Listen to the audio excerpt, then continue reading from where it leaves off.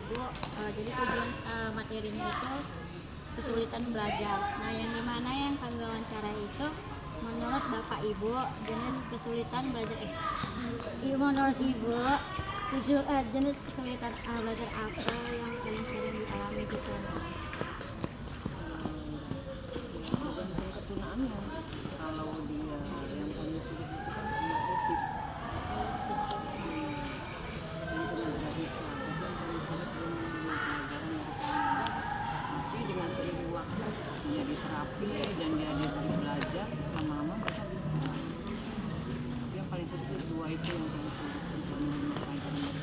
Seperti pelajaran apa membaca, itu yang paling sulit. Itu adalah jenis kesulitan belajar. Iya. Selebihnya itu Bu, bagaimana Ibu mengidentifikasi bahwa seorang siswa mengalami kesulitan belajar? Kesulitan belajar yang Ibu bilang tadi kayak anak autis itu. Tunagrahita. Mengidentifikasi mereka diletak di mana mereka kesulitan. Kesulitan belajar ya Ibu. Mereka tuh kalau anak autis itu kan susah fokus. Mereka nggak bisa fokus. Tapi kalau seiring dengan diterapi, lama-lama mereka bisa fokus dan mereka akan lebih pintar dari kawan-kawan yang lain. Tapi kalau anak tunagrahita itu kan memang cacat otak. Jadi dia memang lama dia baru paham gitu. Kadang-kadang kan dia nggak bisa seperti ini kita komunikasi dua orang nggak bisa. Jadi kita ngomong apa dia kadang nggak dilihatin, kita juga nggak mau, nggak peduli gitu. Dan memang kadang ada yang tidak bisa bicara sama sekali. Itu salah satu mengidentifikasi kesulitan belajar. Iya. Nah, kalau yang ketiga itu, apakah ada tanda-tanda khusus yang biasanya terlihat ketika siswa mulai kesulitan memahami materi? Ya ada lah tanda-tanda khusus, pasti ada. Mereka tidak, kita ngomong dia nggak peduli, kita panggil tidak menoleh. Udah gitu mudah terdistrak gitu. Jadi kalau seandainya pintu itu tidak tertutup, ada orang lain untuk melihat kelas kita, ya langsung mereka tuh fokusnya langsung buyar, langsung melihat ke arah yang mana gitu, yang ada suara atau ada orang lain gitu. Mereka tidak bisa terganggu sama sekali. Nah, kalau jenis hambatan apa yang paling mempengaruhi proses belajar siswa, misalnya kayak ada kognitif, motorik, bahasa, perilaku, itu bagaimana ya? Kalau masalah motorik itu kalau yang biasanya tunagrahita itu ada cacat kayak bawaan, memang itu memang motoriknya memang susah, ada mereka memiliki visualnya nggak bisa. Kalau yang motorik yang lainnya itu seperti tidak bisa bicara, kalau yang tunarungu tidak bisa mendengar. Seperti itu memang hambatannya. Bagaimana strategi atau metode pembelajaran yang biasanya Ibu gunakan untuk mengatasi kesulitan belajar tersebut? Kita sesuaikan ketunaan anak itu mengajarinya misalnya tunagrahita yang seperti ini, kayak kita kayak apa ya, kayak les privat jadinya, satu-satu anak itu kan, anak itu macam-macam ketunaan, sesuai dengan ketunaan kita mengajar. Namanya anak tunarungu kan yang menggunakan bahasa bibir. Kalau anak tunagrahita sama autis itu kan bisa mendengar, jadi kalau kita bicara dia dengar apa kita perintah, cuman kan dia susah fokus. Kalau yang paling apa kan anak tunarungu itu tidak bisa mendengar, tapi hatinya jalan, apa kita perintah dia bisa menulis, bisa membaca, apa kita perintah dia paham, nyambung gitu. Cuman dia kendalanya cuma tidak bisa mendengar aja kalau tunarungu. Tapi yang paling pintar kan anak tunarungu, sebenarnya normal kayak kita, IQ-nya tinggi, cuma nggak bisa bicara dan mendengar aja. Tapi seiringnya kita terapi dia nanti akan bisa. Tapi kalau anak tuna-tuna yang lain itu agak sulit, karena kan memang mereka mendengar, cuman IQ-nya kan di bawah rata-rata.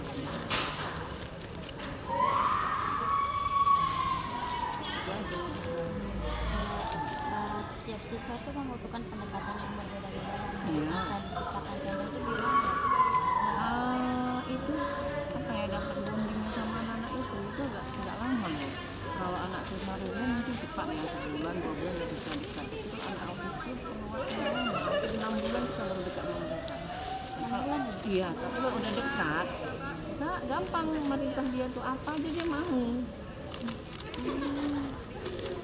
Memang harus dapat dulu bondingnya gitu ya, kita ada cara lah di kelas itu untuk cara mendekati itu sama mereka. Gak gampang juga kalau anak autis ya mendekati. Yang paling parah dari semua itu anak autis, mendekati anak autis itu paling parah, yang agak susah. Kalau yang lain itu enggak. Kalau yang keturunan lain enggak sulit, anak autis aja. Nah, kalau yang itu kok peran orang tua dalam ini peran orang tua izin orang tua. Jadi apakah ada kerjasama dengan tenaga profesional lain dalam psikolog, terapis, dokter dan menangani kesehatan? Ada di sini ada terapis dua. Dua ya. Iya, jadi anak itu memang dalam tiap harinya itu memang diterapi dalam sebulan itu 2 kali lah. Satu anak itu 2 kali pertemuan dengan terapisnya bergantian dengan terapis. Apa ya dilakukan terapi itu kan memang kontinu kan, Iya. seperti memicitnya, apa syarat-syaratnya, apa yang dilakukan orang tua di rumah mereka yang yang keterangan dan terapi itu bagi Lanjut Bu, kalau bagaimana Ibu mengevaluasi perkembangan siswa yang mengalami kesulitan belajar?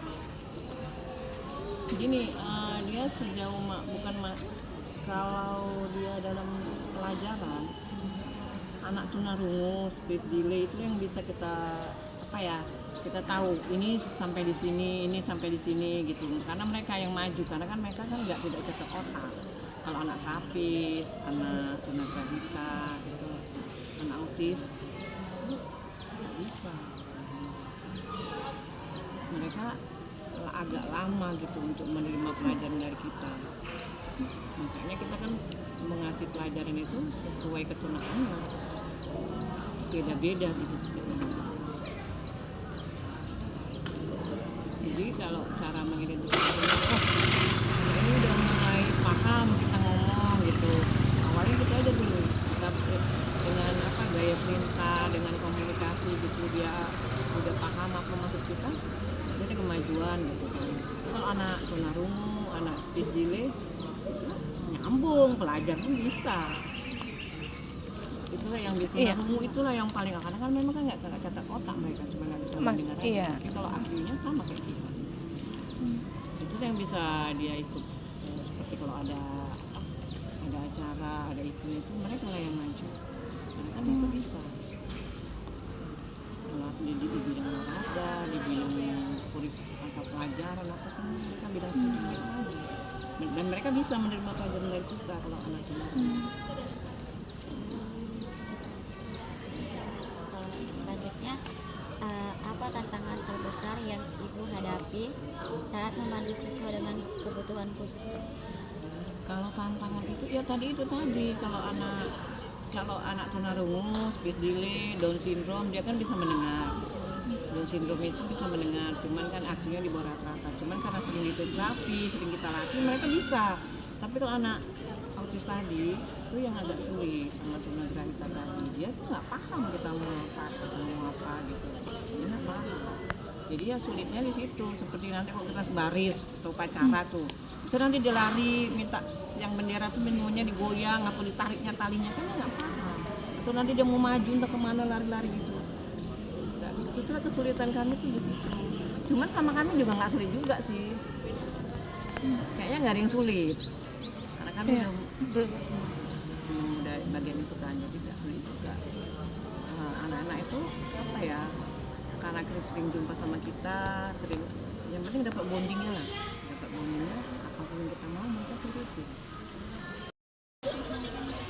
Izin sebelumnya Bu, saya dari kampus Universitas Muslim Dalam Sekalian. Tujuan saya kemarin ingin mewawancarai orang tua, yang dimana kami ada mata kuliah ABK. Jadi pertanyaannya wawancaranya itu kesulitan belajar apa yang paling sering Ibu alami ketika di rumah?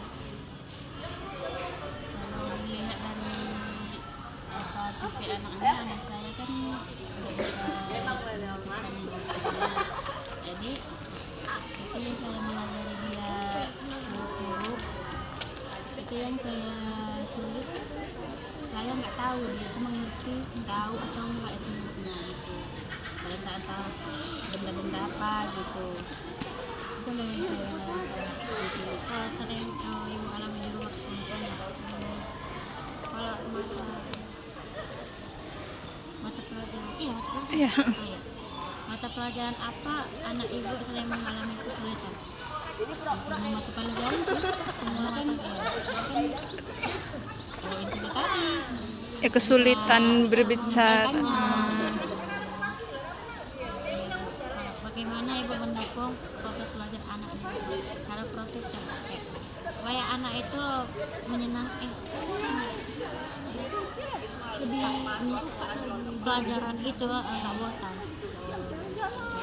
kalau di rumah sih saya sebagai orang tua kalau dia belajar karena kan anak ini nggak bisa dipaksa cepat bisa paling nanti kayak A, B, C dan itu saya tiga entah dua aja pelajaran apa itu huruf itu aja udah bosan dia ya udah besok lagi belajar lagi kalau apa sih dia nggak pernah tertarik sih ibaratnya kayak warna-warna apa gitu dia nggak apa-apa kalau misalnya Itu salah satunya ya bu. Nah, apakah ada jam belajar khusus di rumah dan bagaimana suasana belajar saat itu? kalau belajar ada yang setiap hari silat maghrib belajar ngaji dulu terus setelah ngaji ambil buku pelajarannya dia kan masih mengenal huruf kadang kan masih kelas 1 mengenal angka Kalau bantuan atau fasilitas apa yang ibu sediakan untuk mendukung kegiatan itu? Fasilitas kayak alat belajar gitu bu. kalau belajar nggak ada sih yang khusus yang biasa aja. Sekian, Bu. Sekian dan terima kasih ya bu. Itulah salah satu wawancara kami tadi.